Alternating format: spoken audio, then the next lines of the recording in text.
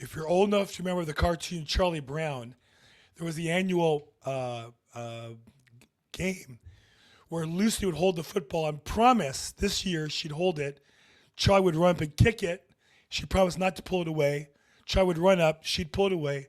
He'd miss, fall on his back every time. Like Charlie Brown, the football, California's been promised to have the homelessness problem solved by Gavin Newsom every year since 2004. And this year, he promises to do it. He really promises. Is that going to happen? I think not. Let's take a look at it. But before we do that, I'm Bill Gross. This is my real estate weekly update. I'm at Bill Gross Probate or BillGrossProbate.com on the internet. Let's take a look at the market where it is now in the news, and then we'll get into the homelessness problem and Governor Newsom. In any economy, there's two factors that determine whether or not there's an economy and where it's at. One is buyers, which is demand, and sellers, which is inventory. So in real estate, we measure demand on the interest rate side, is the most important factor. And you'll see the interest rates closed last week around 6.86, below 7%, in the range they've been for about a year. Certainly in a range to continue to keep buyers motivated. And I think non-volatile, not a lot of changing, which is good. It causes, so there's no real disruption from that angle. So overall, the interest rate market has been good for buyers of the market and for overall market activity. On the seller side, or inventory, homes for sale continued to decline nationally, now down to 588,000, slightly above last year's 549, not even 10% higher. The only years lower were pandemic years. All other pre-pandemic years were higher. So we were in the range of the lowest ever, other than during the pandemic still. And while last year inventory was rising, this year it's declining. So you can't have a bubble burst without a lot of houses for sale and more houses coming for sale. We don't have that. So overall, I would say the market, based on the actual factors, is pretty healthy. Now, locally in Los Angeles, I use Axios Research. They compile all these factors into one and create a number, and they rate the market at 39. Now, that's come down. It was 42 last year, 41, and then 40 a few months ago, and now 39, coming towards an equilibrium of 30. So the market has softened. It's still a seller's market, but less so by a bit than it was a few months ago. Overall, though, I think that's healthy. You have more buyer activity, more buyer opportunity, and so hopefully overall works out for everybody. Let's take a look at the news. One of the things I do every week is take a look at the misleading real estate news that will, I think, give you the wrong idea as to where the market is. So the first source of bad news this week is Newsweek. Now, Newsweek used to be a very reputable news source. Now they're just a clickbait source that you find on your internet news all the time, though. Florida housing market faces nightmare scenarios. Nightmare. Ooh, nightmare. Scary. They always want to scare you, the press, to control you emotionally. And what they tell you in the article is that the reason it's a nightmare is more people are canceling transactions. 17.6% of the contracts in June canceled. That sounds really horrible. Like, how does that compare? Well, when you look at the actual data, it's not really so bad. The article in Newsweek took their data from Redfin, and if you look at the percentage of cancellations, actually, it's about the same as last year. The total national, they quoted in one area in Florida, nationally is 14.9%, and last year was 14.7%. You can see these years are higher than the pre-pandemic, but consistent, as though we have a new normal.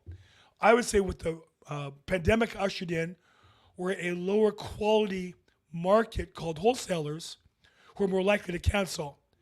And so a lot of cancellations are the market changed. I won't get too technical here, but we're in a different real estate market than we were pre-pandemic. As a result, this is just the new normal. 14% cancel nationally, and in the nightmare scenario in Florida that Newsweek wants to scare you about, it's 17.6%. Another example of misleading news, one of the worst sources is Axios, which really is just a fake news source, I think, politically for sure, and business as well. Why U.S. home buyers are giving up. Now, they make you think that home buyers as a whole are giving up, yet every transaction you have a home buyer and a seller. And they quote this couple. It's funny because there's no data here. They just quote this one couple Rosemary and her husband, of course they quote the woman, just saying, they were looking for 2 years, couldn't find anything they liked. And so now they're giving up in Chester County, Pennsylvania. Well, I find that interesting because when I look at the data, the actual numbers, Chester County's main city is West Chester. I looked it up. My parents are from Philadelphia, so I have a little Philly pride in me. But I actually took the time to look at the actual data. Went to Altos and found that even a lower price home in Chester, West Chester, Chester County, PA, that's selling now for $891. If you look at the yellow, 2 years ago sold for $652. So if they just bought the average house 2 years ago, they would have paid $652, and today it'd be worth $891. They would have made $250,000, over 30% return on investment. You might say, well, yeah, Bill, but there's a mortgage. Yeah, they might have had a mortgage on the purchase price, but all that equity is theirs. And they could roll that equity to the next house probably and avoid taxes. So really, you have this article by Axios, poor Rosemary and her husband, and they're pre-approved. I mean, they could have bought it. They just chose not to. And really what's happening is they couldn't get everything they wanted. So instead of settling and buying a house, and then 2 years later, taking those profits and buying a better house, they're being quoted in national press, whining and crying as victims. I'll tell you, my wife and I bought our first house, we were first married, in 1987. Very small house, smallest house in a nice neighborhood, only house without a view in a neighborhood of views. We bought it for $142 a year later, sold it for $240. Took that money and bought a beautiful home that we lived in for years after that. So again, I think the press does a terrible job. Excuse me. By talking about giving up and not encouraging people how hard it is to get ahead with income and wealth, and instead always makes them out to be the victims. Speaking of victims, in a department I've been adding to lately, states that want to be as stupid as California, Pennsylvania jumps in the mix. They have a new program. Pennsylvania launches a right to counsel program with hopes of reducing evictions. Now, let me share with you. They don't want to reduce evictions. This is all about political power. Nobody really thinks, and other government officials and political operatives, nobody really thinks the problem with evictions is they don't have enough access to legal care. Other than attorneys, non-government organizations, nonprofits, nobody really believes that. The problem is too many deadbeat tenants, not enough properties for rent, driving prices up. What Pennsylvania is doing, this has been done in LA, is they take taxpayer dollar. Every tenant facing eviction has access to free legal help. Everyone. Literally in LA, there are legal organizations that will track you down in the courtroom and offer you free legal services. What this is doing is taking money from taxpayers and paying those nonprofit organizations. So those nonprofit organizations become tools of the government, weapons of the government, beholden to the government power, and as a result, solidify the government's desire, whatever it might be. In this case, turning property over from homeowners to deadbeat tenants from around the world. And so really, you're not going to find any improvement in eviction experience for good tenants. You're not going to find increased rights being protected. You're going to find more political operatives getting paid money and advancing their careers.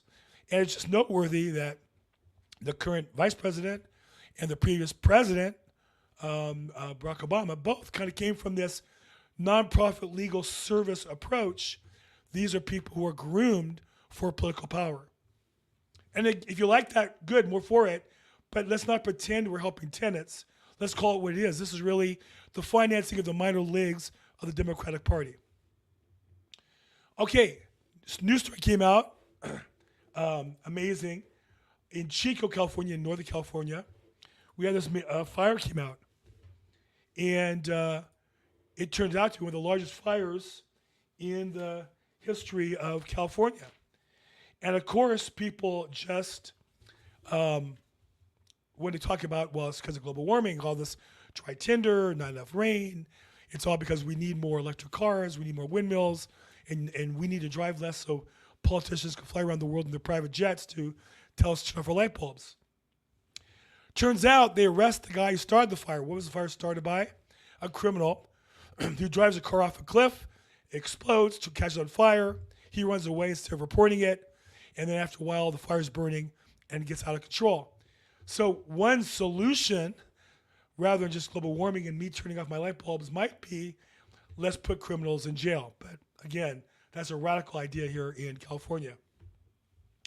Speaking of California, one of the ways that California is forcing multifamily housing, there are cities that don't want more multifamily, they want to have neighborhoods of single-family homes, is the ADUs.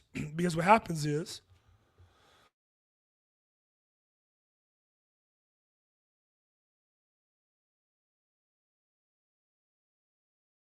to get more income or have a family member live there. And now they're going to allow those units to be sold separately as separate units, separate legal units in San Jose. And this is going to get pushed out throughout California. It's very tempting. You have $1 million house, you take your garage, you convert it into a rental unit, and then you can sell that for a couple $100,000. So this just creates more demand for ADUs amongst developers rather than building high-density housing in high-density areas or building the single-family homes people want. The bureaucrats want everywhere to be multifamily. They want all of us to be in high-rises and walking to metro lines, taking buses and trains, rather than having single-family homes in the life that most people consider to be the American dream. So be on the lookout for the expansion of the ADUs. Now, recently, you might have seen the news. I guess you couldn't help it if you're in California. The news is the news was quoted everywhere. Governor Newsom issues an order. It wasn't Governor Newsom was forced. It wasn't Governor Newsom lost, was humiliated again in his failure to solve the homeless problem. No, the issue everywhere. Here's a perfect example of it. This is on Axios, which is the fake news site online. Newsom orders homeless camps cleared following Supreme Court ruling. Ooh, he's so macho. A lot of this started back when he was competing to be president, competing with Kamala Harris to be appointed president. You notice all the news stories in this topic now have him in a suit and tie. And you say, well, that's kind of an interesting detail. Yeah, here's another one. CNN, suit and tie. Notice, because in the past, we always had macho Gavin with open shirt, or we had macho Gavin with short sleeve shirt showing off his biceps. But now we have presidential Gavin. And again, notice the title, orders homeless camps. As if he has now decided he is going to solve the problem for us. That's a complete lie. It's a complete lie. The true story is Gavin Newsom has promised a plan to solve homelessness every year since 2004. 3 years ago, we allocated $12 billion. Here's a video of it. $12 billion to help us with our homeless problem. In the last few years, we've spent $28 billion. So much that even the Democrats in California's legislature said, hey, where's that money gone? We went accounting for it. And Governor Newsom said, oh, don't worry. I'm tracking it. Don't worry. Yeah, meanwhile, they want you to believe homelessness is going down, or we know homelessness is going up. So what's really going on here? Well, well, you won't find it in the articles with macho Governor Newsom. They won't tell you the truth. But we know that the state can clean things up when they want to. When Governor Newsom's mentor, Xi Jinping, the premier of Communist China, came to town, magically he was able to get rid of the homeless. Magically, we'll clean up the streets. Magically, we could put Chinese flags and receive a dignitary in peace. Can't do that for the president. Can't do that for political rallies.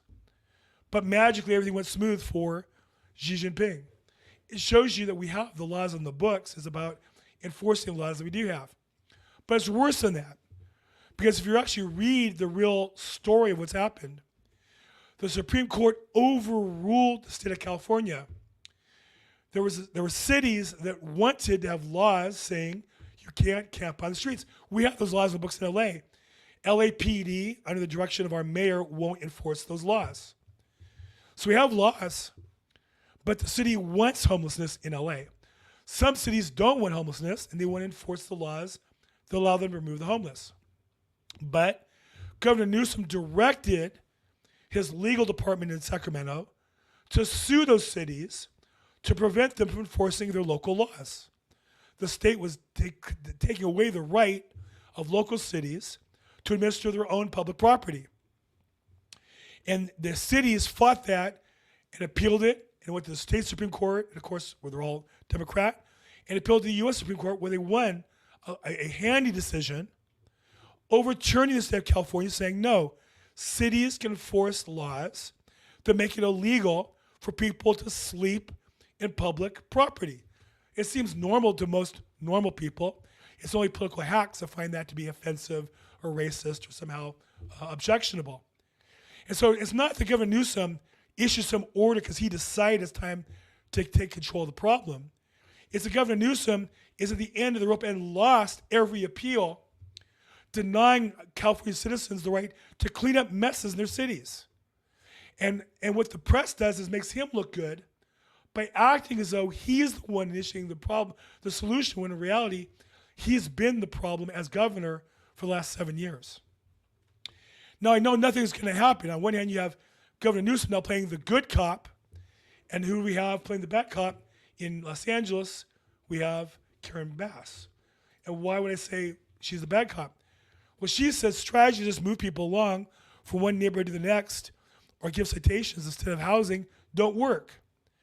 So what she's saying is, even though there's laws in California that say it's illegal to live on sidewalks, and to defecate on sidewalks, to do drugs on sidewalks, to assault people on sidewalks, even though we have laws, she has decided not to enforce them because she knows they don't work. Translation, she wants more money. And so Governor Newsom's got to allocate more aid to Los Angeles programs to pay political friends and allies of Governor Newsom and Karen Bass. That's all that's going to happen. This is just a shakedown. Governor Newsom's a good cop. Karen Bass is a bad cop. He's no longer running for election. I think he was trying to be appointed president instead of Kamala Harris. His term ends in California. He's now looking for his next job. Maybe it's president, running for president for 4 years. I don't know. She was recently elected, so she doesn't have to care what the people want. She doesn't care there's homelessness all over Los Angeles and growing. She'll just lie and say she's solved the problem and then turn around and undermine the governor ordering the elimination of housing. So it gets complicated, but at the end of the day, trust your own eyes when you drive around LA. Do you see more or less homelessness? I only see more. I only see it in places I never saw it before. It gets worse and worse every day. What do you think? Put your comments down below. Like or don't like this video. Subscribe if you like this. Reach out at Bill Gross Probate on social media or BillGrossProbate.com. As always, make today your best day ever. Thanks.